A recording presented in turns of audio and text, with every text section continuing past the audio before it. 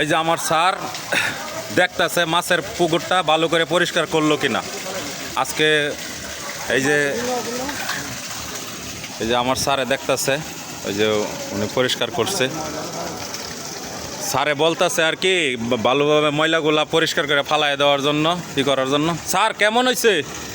কেমন হয়েছে আজকে? আসলে মোতালেব চাচার কাজ ভালো স্যার।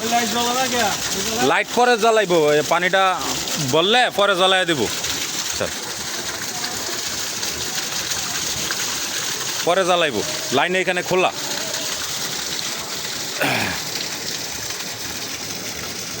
কাকু সুন্দর করে এই করে দিও, ওকে করে দিও, বুঝছো?